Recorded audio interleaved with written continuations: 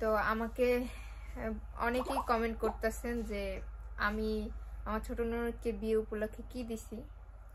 আসলে দেওয়ার তো ইচ্ছা ছিল, এখনো আছে আর থাকবে, অবশ্যই দেব, কারণ সে হচ্ছে আমার ছোট ননদ। আর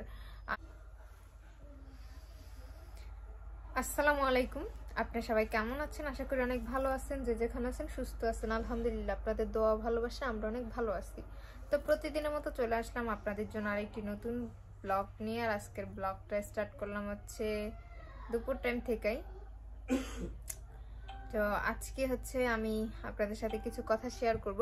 আসলে কয়েকদিন যাবত হচ্ছে কিছু কমেন্ট অনেক বেশি করতেছিলেন, যেগুলো মানে বলা হইতেছিল না ওরকম করে। তো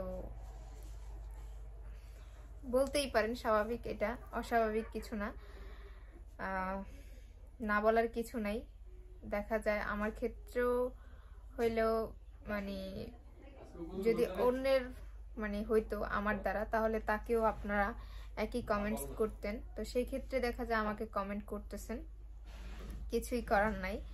তো যাই হোক, চেষ্টা করব আপনাদের উত্তরটা সুন্দরভাবে সাজিয়ে গুছিয়ে বলার জন্য। যেভাবে মানে আমি এটাকে মেনটেন করছি সেইভাবে আপনাদের বলবো, কিছু করার নাই আমার আসলে। তো আমাকে অনেকেই কমেন্ট করতেছেন যে আমি আমার ছোট ননদকে বিয়ে উপলক্ষে কি দিছি। আসলে দেওয়ার তো ইচ্ছা ছিল, এখনো আছে আর থাকবে, অবশ্যই দেব, কারণ সে হচ্ছে আমার ছোট ননদ। আর আমি তো কারো মানে বিয়ে পাইনি আমার শ্বশুর বাড়িতে গিয়া। তো ছোট ননদের বিয়েটা যেহেতু আমি পাইছি, আনন্দ করছি, মজা করছি তাদের সাথে। বিয়ের অনেকটা দিন মানে ওইখানে গিয়ে সময় কাটাই আসছি। যদিও আমি চলে আসছিলাম বাড়িতে, তারপরও কিন্তু বিয়ে উপলক্ষে আমি বাড়িতে বসে থাকিনি, আমি চলে গেছি বাড়িতে গিয়ে সবকিছু গুছগাছ কইরা কিভাবে কি করব না করব। হয়তো কি দেখা যায় আমি ওরকম করে কোনো কাজকর্ম করতে পারি নাই, রান্না বান্নার ওইখানেও মানে আমি যাইতে পারি নাই তেমন ভাবে।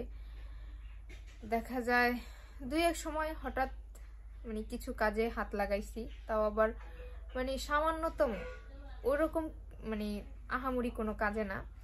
তো ওই 15-16 দিন যতই যে কয়টা দিন থাকছি, মানে আমি আমার মানে সেফলি হয়েই থাকছি, কোনো কাজকর্ম করা হয় না আমার ওরকম করে। দেখা গেছে যে ওই আমার ছোট ননদকে টুকটাক কাজে হেল্প করছি, যেমন সাজার কাজে বা তার কোনো মানে ডেকোরেশনের কাজে, মানে সে যেটা করতেছে সেই বিষয়। এছাড়া কোনো কাজ আমার করা হয় নাই কা। আর হচ্ছে বাড়িতে যতক্ষণ অনুষ্ঠানটা হয়েছে ততক্ষণ আমি অ্যাটেন্ড করছি, মানে সন্ধ্যার আগ পর্যন্ত। সন্ধ্যার পরে হচ্ছে আমি একেবারে বাড়ির পেছনে যে অনুষ্ঠানগুলো করা হয়েছে সেইখানে গিয়া কিছুই করতে পারিনি, কারণ সন্ধ্যার আগ পর্যন্ত দেখা গেছে আমি ওইখানে গিয়া তাদের সাথে হই হুল্লোড় মজা করে আসছি, তারপরে আর কোনো কিছু করা হয় নাই। কারণ সন্ধ্যা হয়ে গেছে, এই অবস্থাতে ওইখানে থাকবো, যদিও মানুষজন অনেক ছিল, তারপরও মানে ভয় কাজ করছে ওরকম করে, মানে সাহস পাইনি এজন্য। তো বাড়ির অনুষ্ঠান যেহেতু, বাড়িতে থাকছি, মজা করছি, সবার সাথে সুন্দর একটা মুহূর্ত কাটায় আসছি, এতে আমি অনেক বেশি খুশি ছিলাম। আর যদিও খারাপ লাগছে আমার, আমি বাড়িতে বসে বসে খুব মিস করছি ওইখানে কি করতেছে না করতেছে, এরকম কি হইতেছে না হইতেছে। তো যারা হচ্ছে ভিডিও করছে তাদের ভিডিওগুলো আমি দেখছি যে ওইখানে কি করতেছিল, খুব মিস করছি যে ওইখানে কি করতেছে আমি নাই, আসলে দেখতে পাইতেছি না, এরকম মনে হয়েছে। তো যাই হোক, আমি হচ্ছি মানে আমার ইচ্ছা ছিল যে আমি তাকে মানে স্বর্ণের কিছু দেব। মানে আমি সেই তার কাবিনের সময় যখন ঢাকা গেছি তখনই তো শুনে আসছি যে সে আবার নেক্সট অনুষ্ঠান করবে, মানে দেশে আইসা একটু বড় কইরা। কারণ মেয়েদের মানে একটা স্বপ্ন থাকে বিয়ে নিয়ে, তো তারও তেমন স্বপ্ন ছিল, তো তার স্বপ্নটাও পূরণ হলো। তো তখন থেকেই হচ্ছে আমি ভাইবা নিছি যে তার বিয়েতে মজা করব, হই হুল্লোড় করবো, সবার সাথে সময় কাটাবো, আর তাকে মানে স্বর্ণের কিছু গিফট করব, যেটা হচ্ছে মানে তার কাছে স্মৃতি হিসেবে থাকবে যে বড় ভাই ভাবি হিসেবে মানে আমরা তার বিয়েতে এটা দিছি। তো এই সময়টাতে আয়শা মানে এমন একটা সময়টাতে মানে তার বিয়ের অনুষ্ঠানটা পড়ছে, যদিও জানছি যে এই সময়টাতে বিয়ের অনুষ্ঠান পড়বে, বাট আমার যে এই সিচুয়েশনটা এই সময়টাতে হবে সেটা আমি কখনো কল্পনাও করি নাই। তো এটা হচ্ছে কল্পনার বাইরে হয়ে গেছে, যার জন্য কিছু করার নাই। তো আমি হচ্ছি আমার এই ব্যাপারটা আমি আমার বড় ননদের কাছে শেয়ার করছি যে মানে আপুর হয়তো খারাপ লাগবে যে মানে একটা বিয়ের অনুষ্ঠান করা হইলো, বড় ভাই ভাবি হিসেবে আমরা কিছু দিতে পারলাম না, সেটা তার কাছে খারাপ লাগতেই পারে।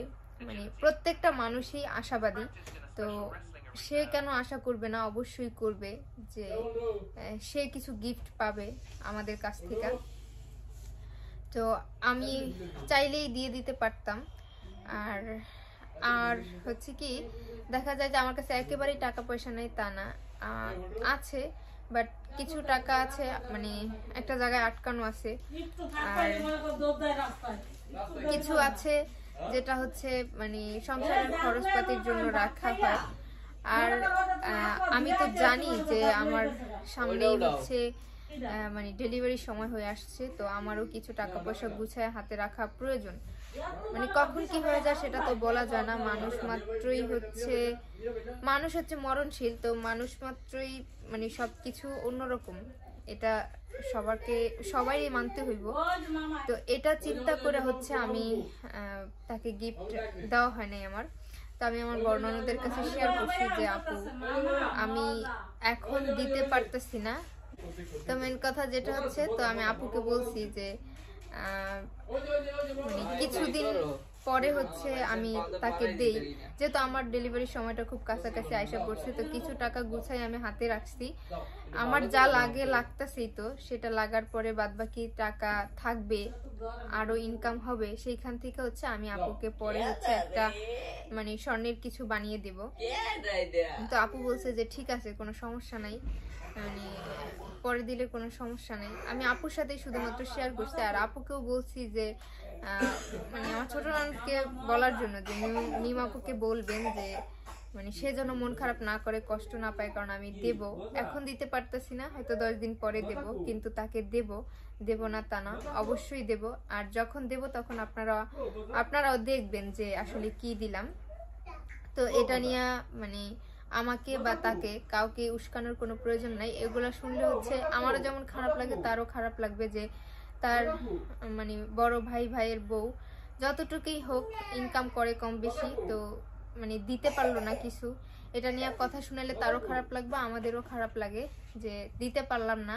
এটা নিয়ে হচ্ছে আপনারা অনেক কথা বলেন, তো অবশ্যই দিব, কিন্তু একটু সময় লাগতেছে। তো আমার হচ্ছে মানে হাতে গোনা কয়েকটা দিন বাকি আছে, বেশি দিন না। তো এই কয়টা দিন গেলেই হচ্ছে আমরা মানে টাকা পয়সা গুছাইয়া তারপর হচ্ছে ছোট ননদের জন্য গিফটের জন্য মানে যাব বানানোর জন্য।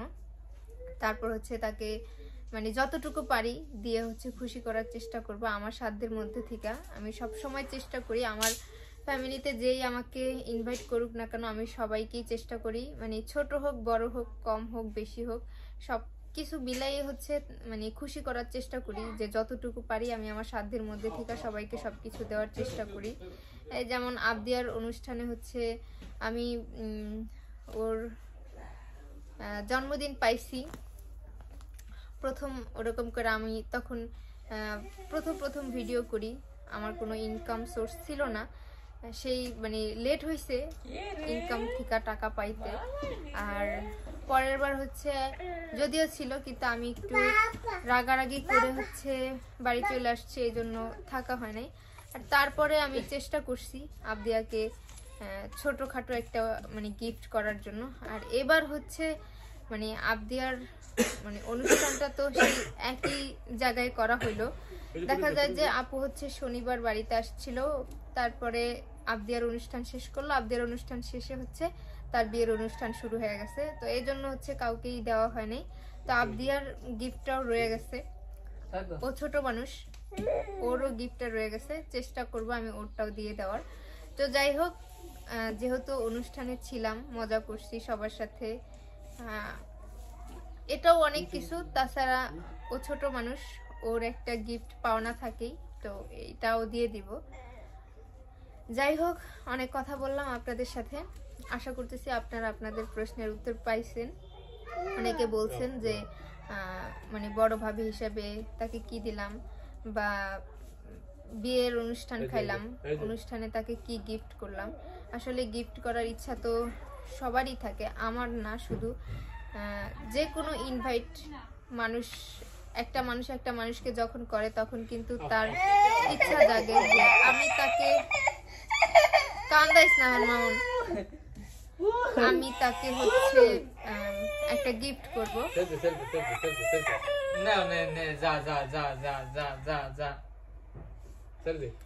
তো সেই দিক থেকে হচ্ছে মানে আমার এই সিচুয়েশনের অবস্থা দেখা হচ্ছে আমি টাকাটা আর কি খরচ করলাম না, নিজের কাছে রাইখা দিলাম, যে নিজের কাছে রাখি। টাকাটা খরচ করলে দেখা যায় যে আমি যদি এখন টাকাটা খরচ করে ফেলি তাহলে হচ্ছে আমার যদি লাগে তাহলে আমি কোথায় পাবো সেটা চিন্তা করে হচ্ছে আমি টাকাটা রাইখা দিছি। তো আমার কাজটা শেষ হয়ে যাক, তারপরে ইনশাল্লাহ আল্লাহর অশেষ রহমতে পারবো মানে ছোট ননদের গিফটটা দেওয়ার জন্য। আপনারা দোয়া করবেন আর পাশে থাকবেন, অবশ্যই দেখবেন যে সবকিছু আস্তে আস্তে ঠিক হয়ে যাবে। তো যাই হোক, অনেক কথা বলছি, আর আমার জন্য তো অবশ্যই দোয়া করবেন। আসলে শরীরটা মানে এই ভালো যায় এই খারাপ যায়। তো আজকে কাল সারা রাতেই খুব খারাপ লাগছে, মানে বৈশা ছিলাম বেশিরভাগ রাতের বেলা, বৈশা মানে ঘুমাইতে পারি নাই, অনেক কষ্ট করে হচ্ছে সেই 2টার দিকে ঘুমাইছি। তারপর হচ্ছে সকালে তাড়াতাড়ি উঠে গেছিলাম, আবার হচ্ছে দিনের বেলায়ও শুয়েছিলাম, মানে প্রচুর খারাপ লাগছে, ব্যথা করছে, এই জন্য সময়গুলো খুব খারাপ যাইতেছে। আর তাছাড়া মানে টাইম বেশি নেই, যাই হোক যেইভাবেই হোক সময়গুলো যাইতেছে, যাইতে থাক। দেখা যায় যে আমি সময়গুলো একটু মেনটেন করে চললে দেখা যাইতেছে বাচ্চাটা একটু পুষ্টি পাবে, এই জন্য আর কি। তো আজান দিয়ে ফেলতেছে, আজানের শব্দ তো পাচ্ছেনই আপনারা, বেশি কথা নাই বলি, আজান দিতেছে যেহেতু। আজ এই পর্যন্ত, সবাই ভালো থাকবেন, সুস্থ থাকবেন, আল্লাহ হাফেজ।